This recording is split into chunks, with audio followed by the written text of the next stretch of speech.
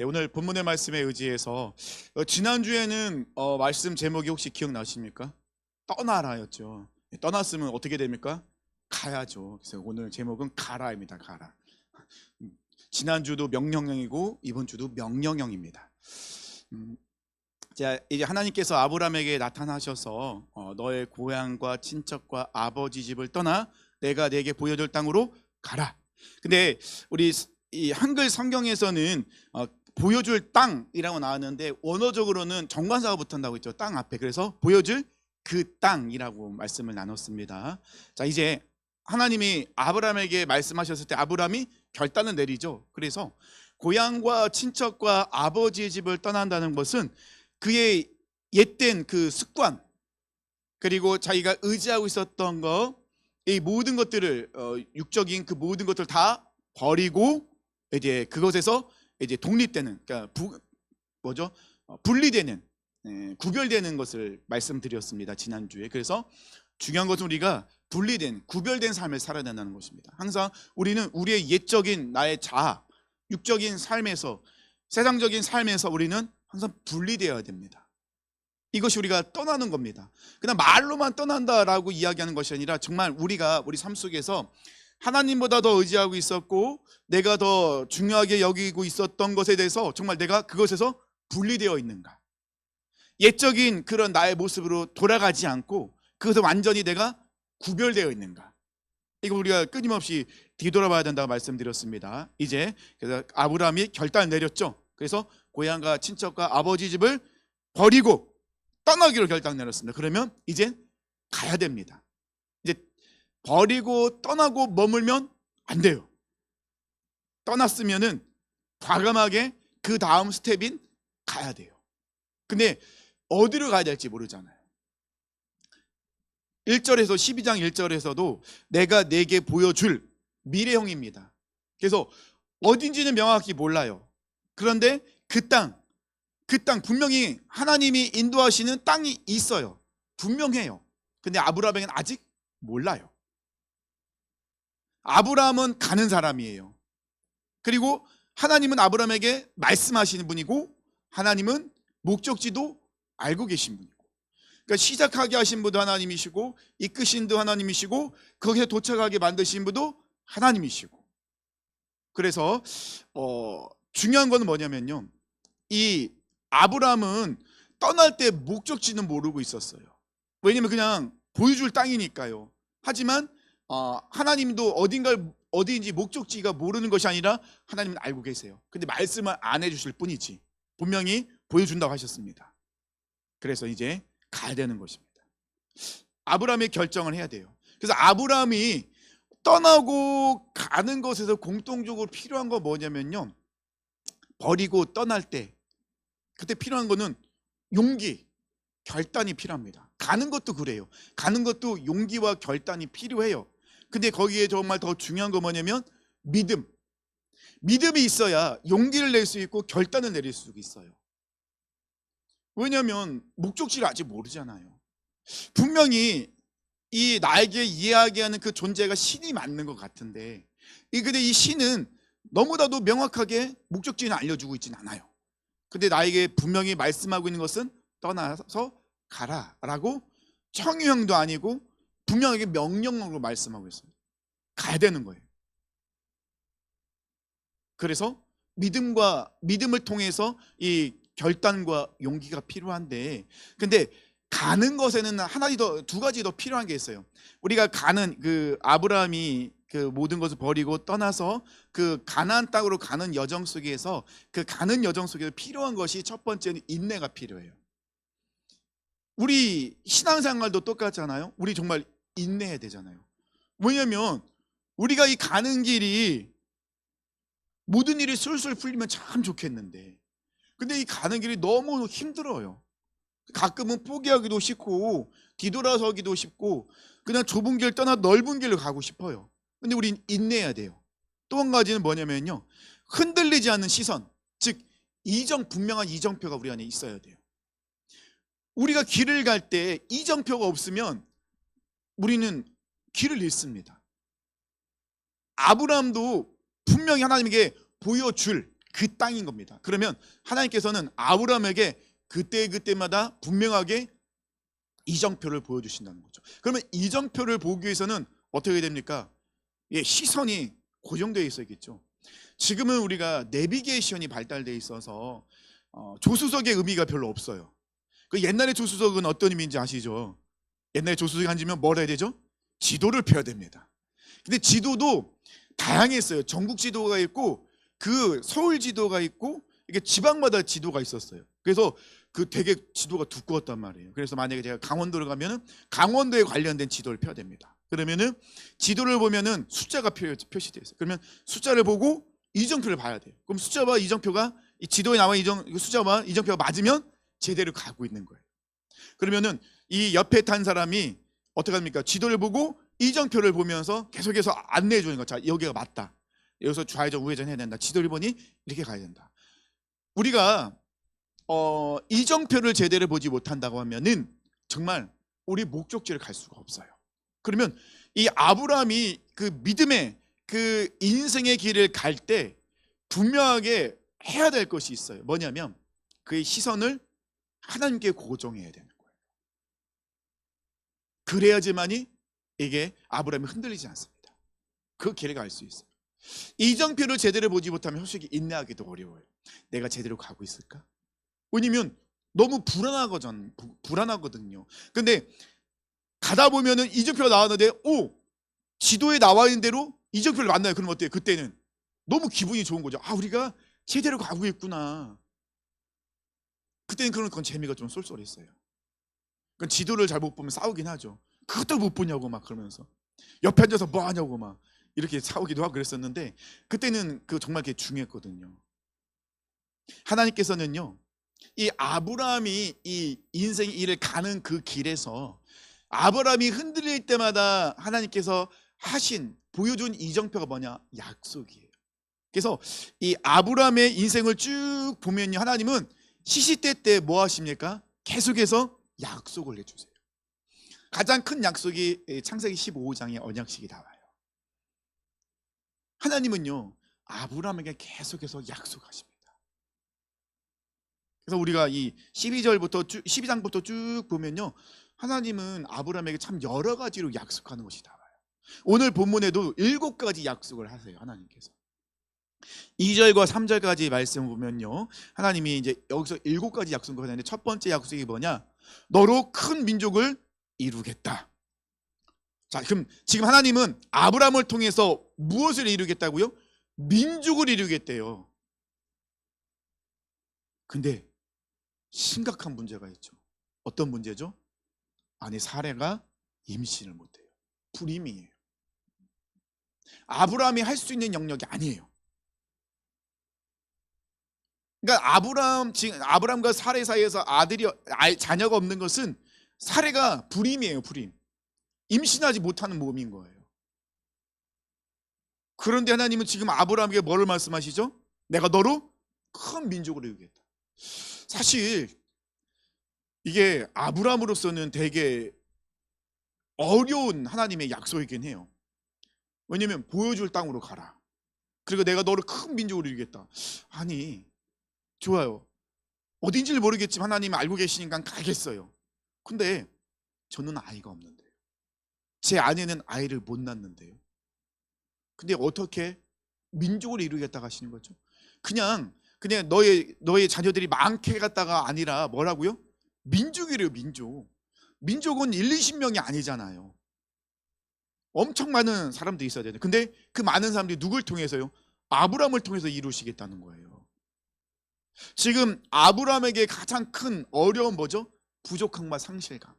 그 부족함이 뭡니까? 아이를 낳을 수 없는. 당시 문화로 보면은 아이를 못 낳는다는 것은 신에게 축복을 못 받은 거예요. 복을 받지 못한 거예요.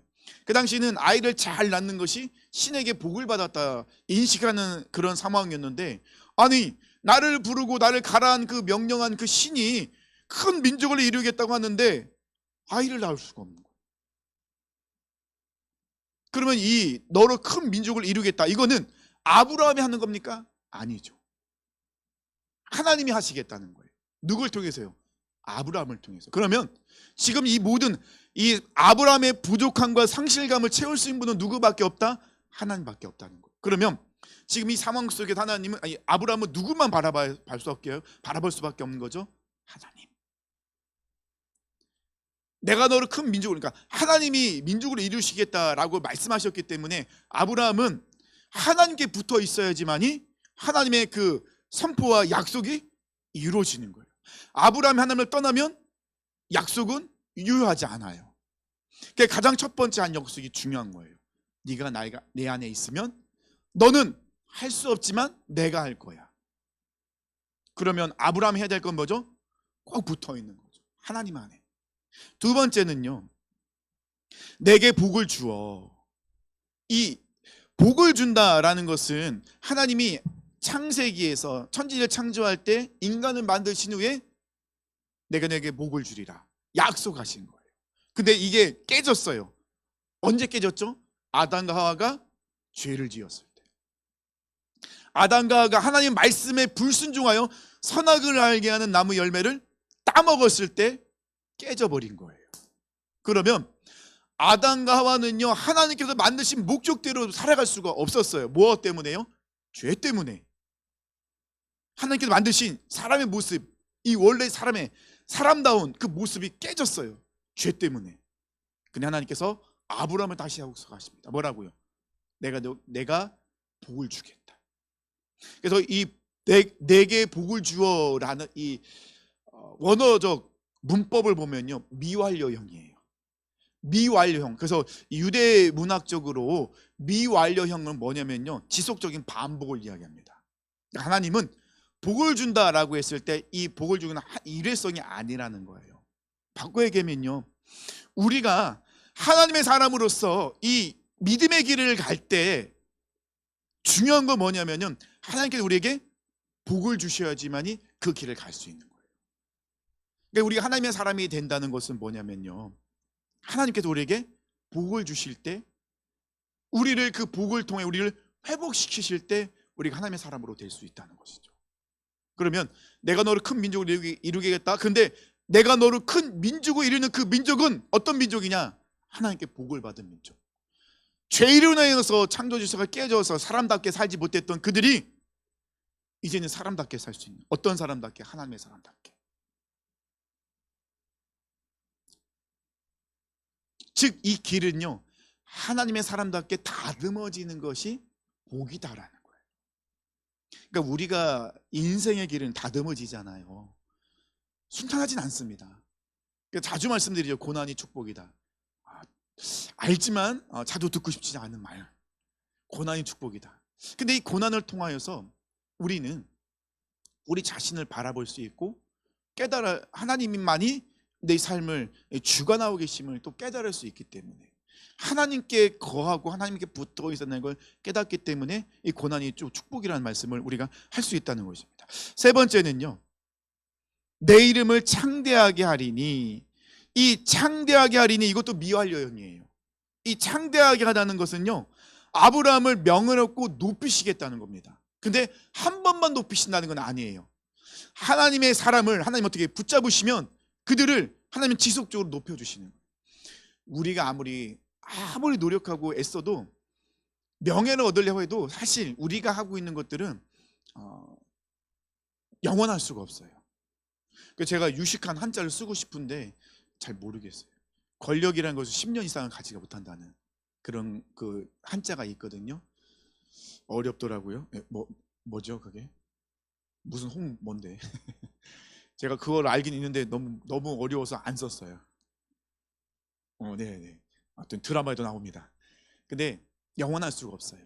근데 하나님께서 우리를 붙잡고 있으면, 하나님이 높여주시면 그 누구 낮출 수가 없어요. 사실 아브라함은 아무것도 아닌 사람이었어요.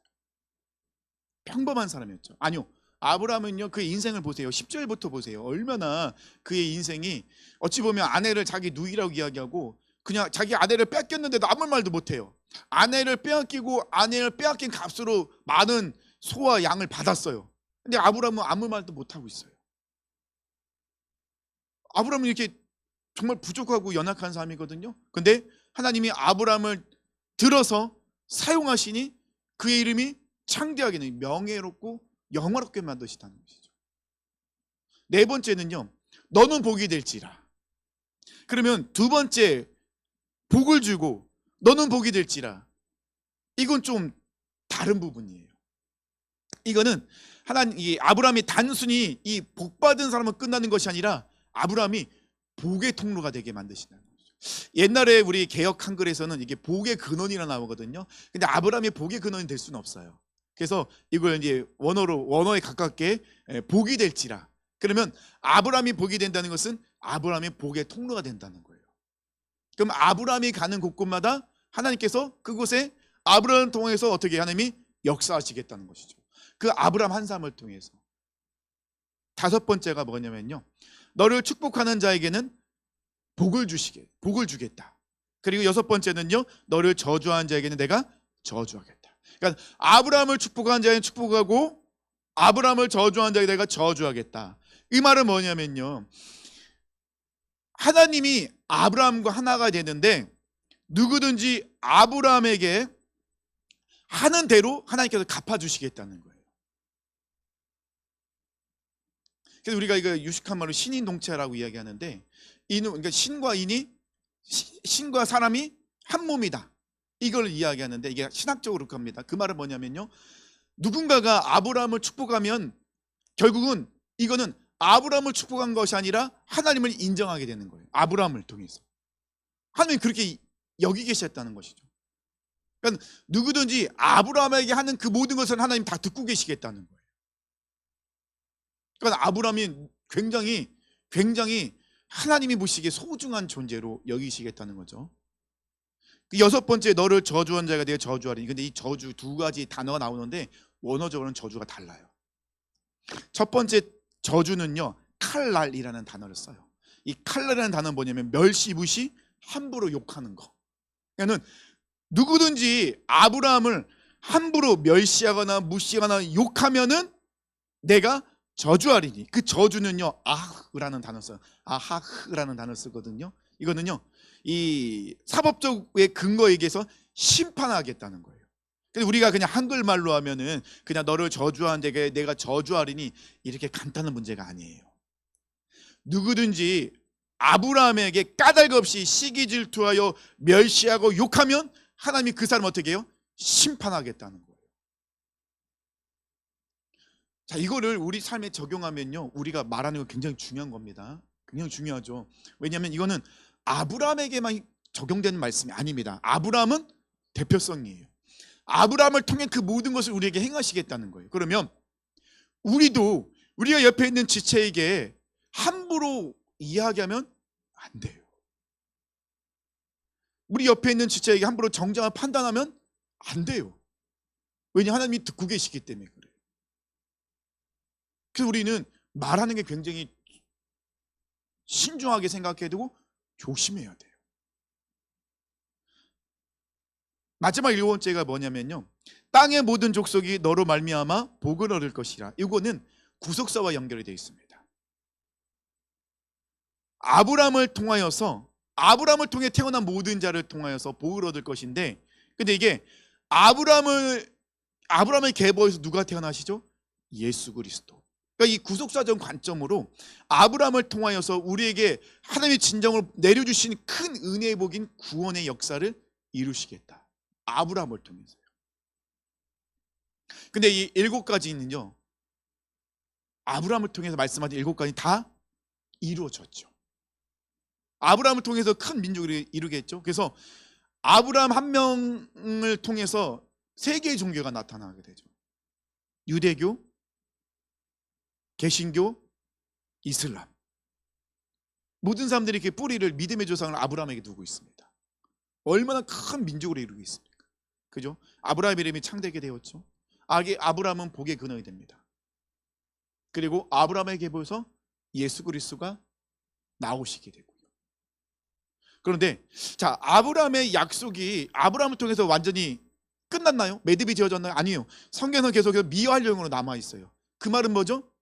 아브라함뿐만 아니라 아브라함의 계보를 잇는 믿음의 모든 사람들에게 그대로 이루시겠다는 겁니다.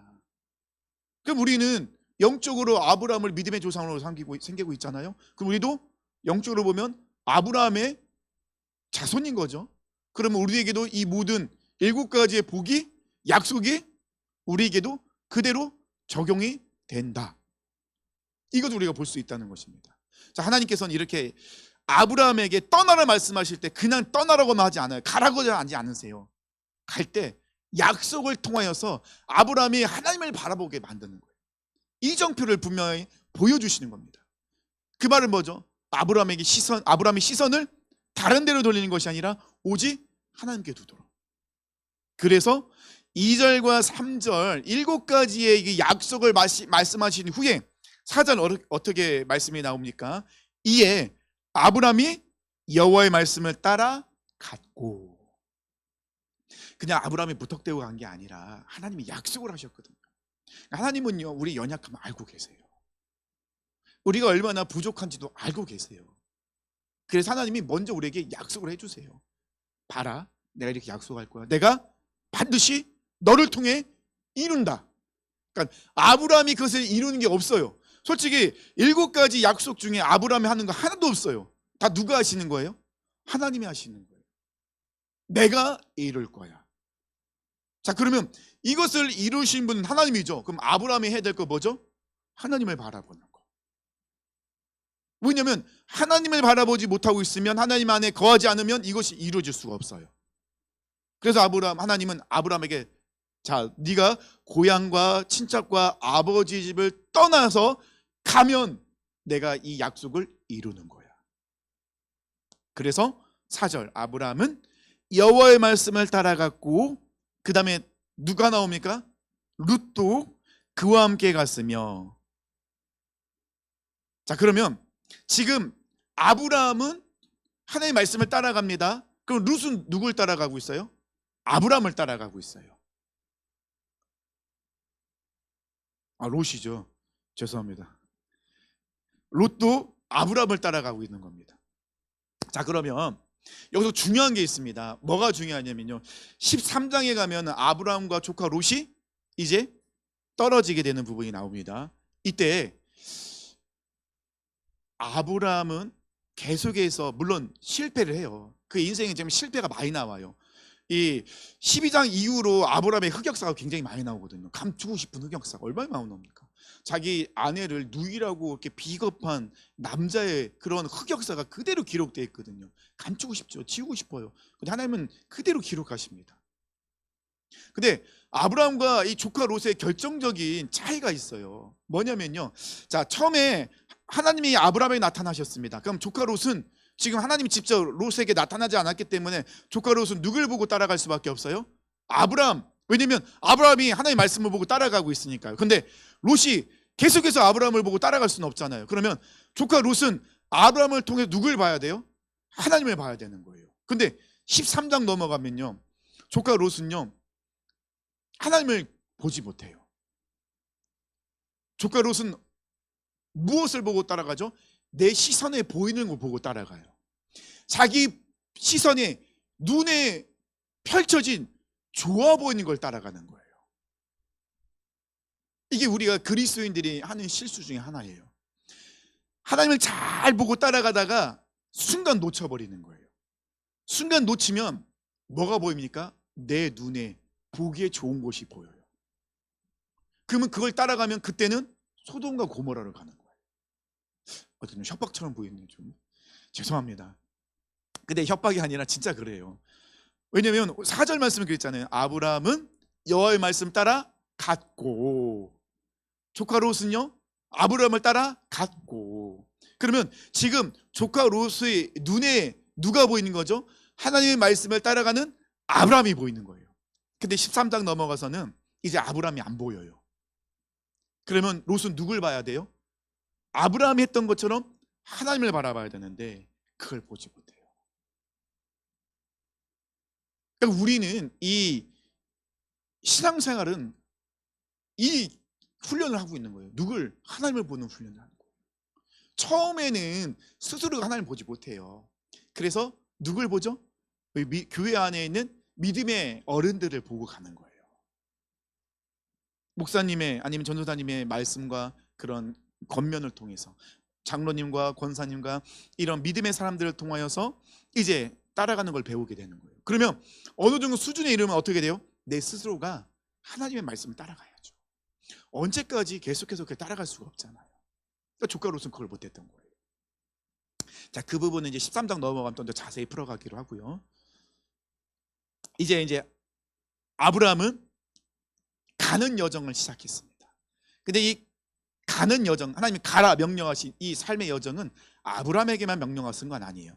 우리에게도 동일하게 하나님께서 말씀하신 명령이기도 합니다.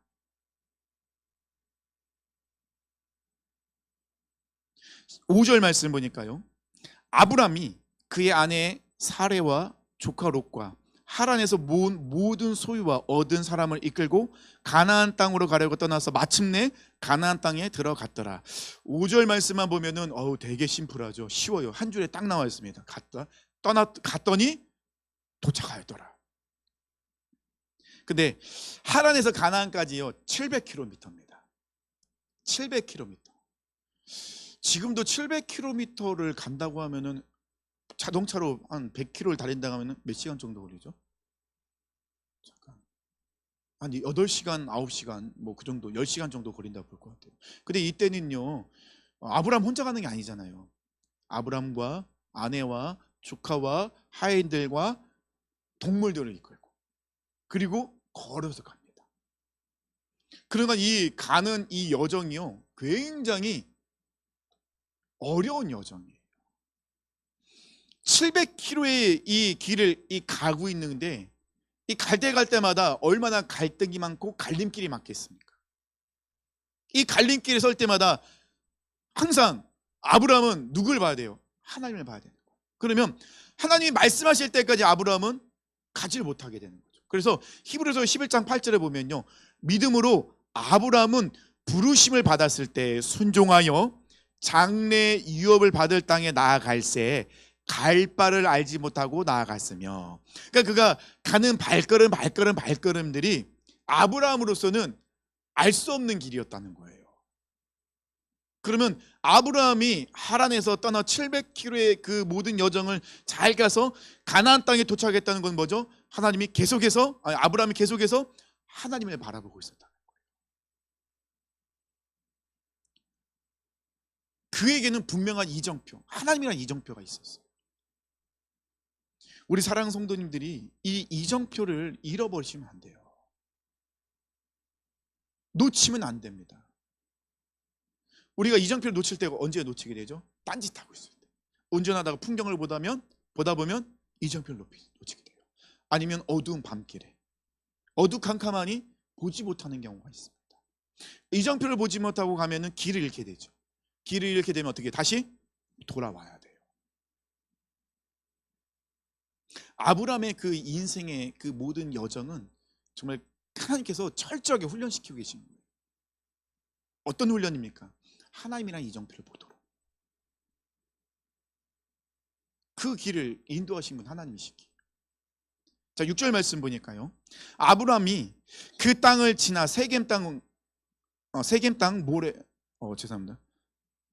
네, 아브라함이 그 땅을 지나 세겜 땅 모래 상수리 나무에 이르니 그때 가나안 사람이 그 땅에 거주하였더라.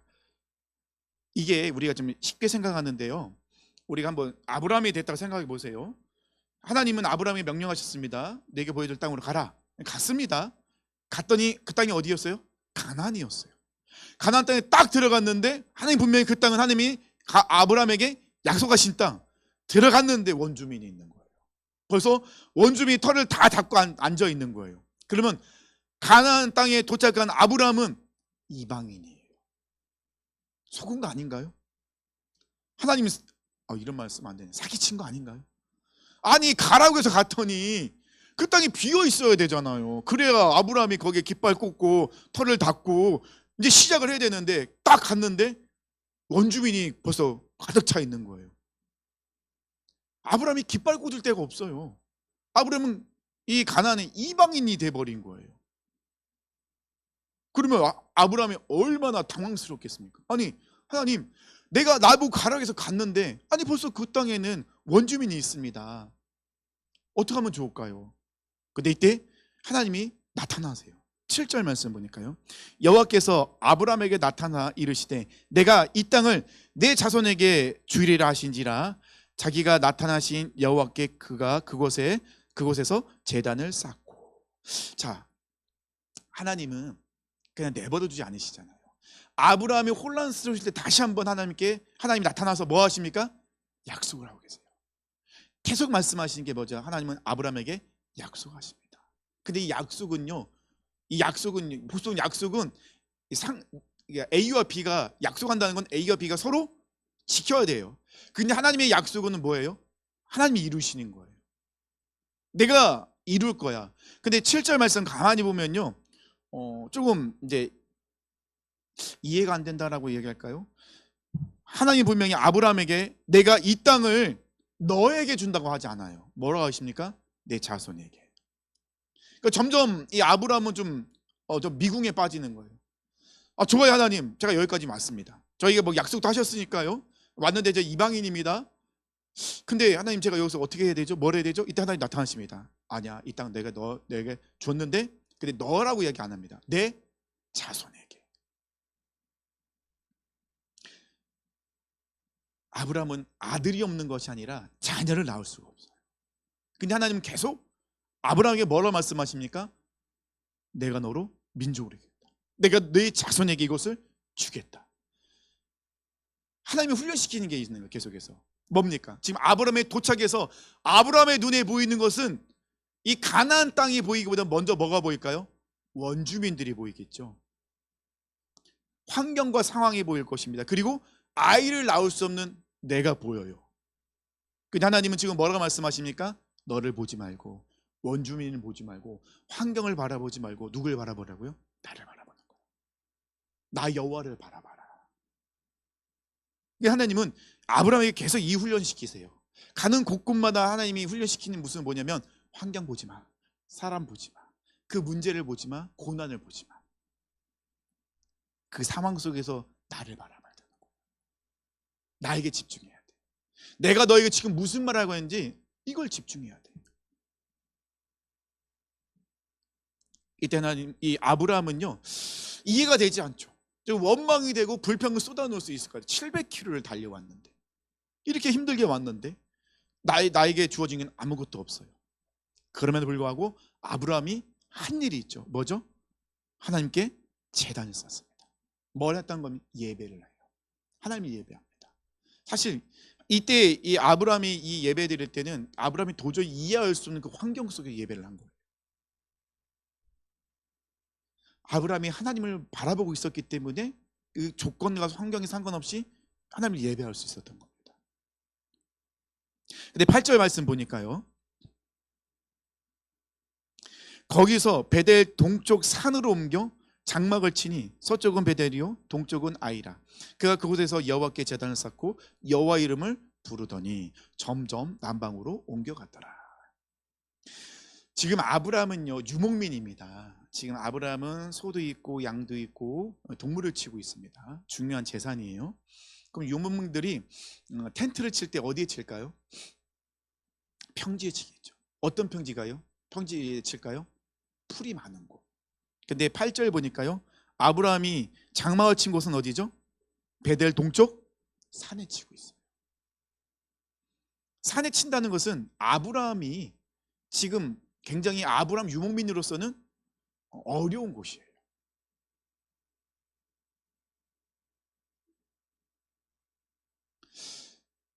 가나안 땅은 하나님이 약속하신 땅입니다. 갔더니 원주민이 있어요. 하나님 약속하셨는데, 그러면 지금 아브라함이 할 수 있는 것은 뭐가 있을까요? 그들과 전쟁을 해야 될까요? 전쟁도 할 수가 없잖아요. 그러면 상대적으로 그들과 마찰이 피할 수 있는 곳을 찾는데, 벌써 좋은 곳은 사람들이 원주민이 다 차지하고 있잖아요. 그럼 원주민이 없는 곳이 어디죠? 좀 살기 어려운 산. 그럼 아브라함은 지금 어디로 가고 있는 거죠? 그들과 마찰이 적은 산으로 올라간 거예요. 그런데 그곳에서도 아브라함이 한 일은 뭐죠? 그곳에서도 제단을 쌓고 여호와 이름을 부르더니.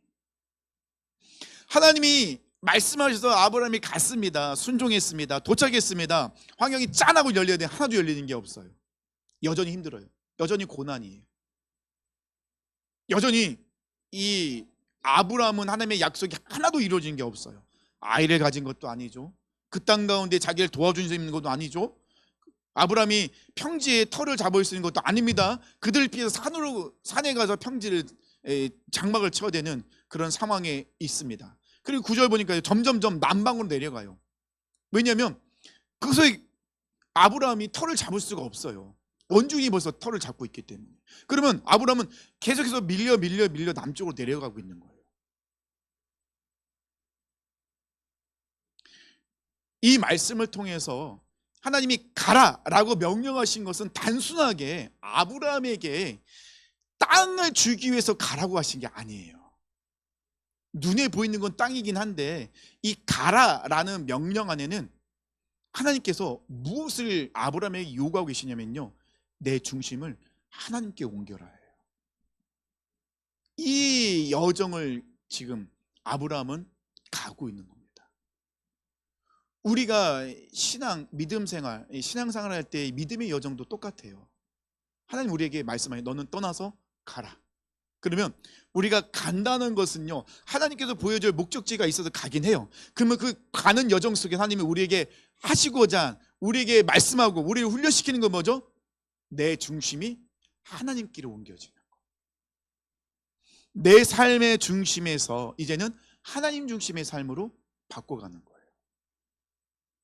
단번에 되나요? 안 되잖아요. 아브라함이요 75세에 하란에서 떠납니다. 근데 아브라함이 몇 세에 죽은 줄 아세요? 175세에 죽어요. 그러면 가라라고 하나님 명령하신 이 내 삶의 중심을 하나님께 옮기는 이 기간이 몇 년이라고요? 100년의 시간인 거예요. 100년의 시간. 갑갑하죠? 100년의 시간. 와, 100년의 시간 내가 어떻게 버티나. 엄청 힘들고 어렵겠죠. 그래서 창세기 12장 이후에 아브라함의 이 이야기가 아브라함의 흑역사를 하나님이 정확하게 다 기록하신 이유가 있어요. 왜냐하면 아브라함의 좌충우돌을 우리에게 그대로 보여주고 계세요. 그대로 노출시키십니다. 아브라함도 한 번에 짠하고 바뀐 게 아니라는 거예요. 매 순간순간마다 그도 시선을 놓치죠. 그 당장 10절부터 보세요. 분명히 하나님은 아브라함에게 자녀를 약속했습니다. 자녀를 통해 민족을 이루겠다고. 그러면 아브라함은 누굴 통해 아들을 낳아야 돼요? 사라를 통해 아들을 낳아야 돼요. 근데 이 사라를 누구에게 뺏겼어요? 애굽왕에게 뺏긴 거예요. 기근으로 내려갔다가. 그럼 애굽왕이 사라를 자기 아내를 삼아버리면 아브라함은 어떻게 해요? 하나님께서 약속한 그 약속이 안 이루어지는 거죠. 근데 아브라함은 지금 시선을 뺏긴 거예요. 그럼 아브라함에게 어디에 시선을 뺏긴 거죠? 내 생명에 뺏긴 거죠. 내가 중요한 거죠. 지금 하나님의 약속이 이루기 위해서는 아브라함도 있어야 되지만 누구 있어야 돼요? 아내 사라도 있어야 돼요. 그래야 아브라함과 사라를 통하여서 아들이 나오고 그 아들이 약속의 아들이니 그를 통하여 민족을 이루게 되는 거잖아요. 그래서 나중에 이스마엘이 낳았지만 하나님이 이스마엘을 인정하지 않으세요. 왜요? 사라가 아닌 하갈을 통해 낳기 때문에 그래요. 그래서 하나님은 이스마엘이 하나님의 약속의 아들로 인정하지 않으십니다. 그러면 지금 10절부터 바로 아브라함은 시선을 빼앗기기 시작합니다. 자신이 살고자 나도 모르게 옛 모습으로, 옛 자아로 부족하고 연약한 자신의 모습으로 뒤돌아가고 있는 모습을 보게 됩니다. 이 훈련이 100년의 시간이 걸려요. 자, 그럼 바꿔 얘기하면요, 우리는 하나님께 부르시는 그날까지 훈련을 받아야 돼요. 어떤 훈련이죠? 하나님 주임 삼기. 내 삶 중심에서 하나님 중심으로. 이 훈련을 우리는 끊임없이 받아야 됩니다. 쉽진 않아요. 어렵습니다. 우리 이 원죄, 이 죄의 쓴뿌리가 너무나도 강하게 뿌리 박혀 있어요. 그래서 용수철처럼 항상 땡기는 거예요. 자꾸 죄에 대한 본성으로 땡겨요. 은혜가, 말씀이 예수로 우리 안에 충만해질 때는 벗어납니다. 근데 우리가 거기서 살짝 마음이 상하거나 내가 원하지 않는 환경에 놓이거나 좀 정말 어려운 고난이 찾아오면은 다시 원상복귀 돼버리는 우리 모습이 너무나도 너무나도 많다는 것입니다. 하나님이 살아계시다면 나에게 이룰 수 있는 건 아닌데 왜 나에게 이러니? 하나님은 저 사람은 사랑하는 것 같은데 왜 나는 안 그러지? 이런 모습들이 우리 안에 원상복귀 된 게 되게 많죠. 우리 끊임없이 훈련을 받고 있습니다. 근데 이 10절부터 19절까지 말씀을 보면요, 하나님은 어떻게 합니까? 사라를 보호하세요. 왜 사라를 보호하셔야 되죠? 하나님 약속이 있으니까요. 이게 그래서 이게 중요한 거예요. 하나님은 아브라함과 한 약속을 반드시 지키시는 거예요. 그리고 우리 하나님은 미쁘신 신실하신 하나님이라고 우리가 고백을 하잖아요. 우리에게 하신 약속은 하나님 반드시 지키신다. 근데 아브라함은요, 시도 때도 없이 깨죠. 시도 때도 없이 깨고 도망가 버립니다. 그리고 하나님을 바라보는 그 시점 속에서 믿음을 구사할 것 같지만은 믿음을 구사하지 못하는 그런 모습이 늘 나와 있습니다. 그래서 박영선 목사님은 이 아브라함의 모습을 하나님의 열심이라고 이렇게 표현을 합니다. 하나님의 열심으로 아브라함을 믿음의 조상으로 삼으셨다. 근데 이재철 목사님은 이렇게 표현하다고요. 하나님은 아브라함을 통해서 믿음이 체질화되도록 만드셨다. 근데 이 표현이 저에게는 너무 마음에 와닿았어요. 믿음이 체질화된다. 단번에 안 되는 거예요. 체질화되기 위해서는 어떻게 해요? 우리가 무슨 옛날에 그 주스가 유명했는데 독소를 빼는 주스가 예? 해독 독소? 그거 되게 유명했잖아요. 몸에 있는 독소를 뺀다고. 믿음이 체질화된다는 것은 우리 안에 내 안에 갖고 있던 내 생각, 내 관점, 육적인 혈기, 시기, 질투 이런 것들이 어떻게 다 빠져야 되는 거예요.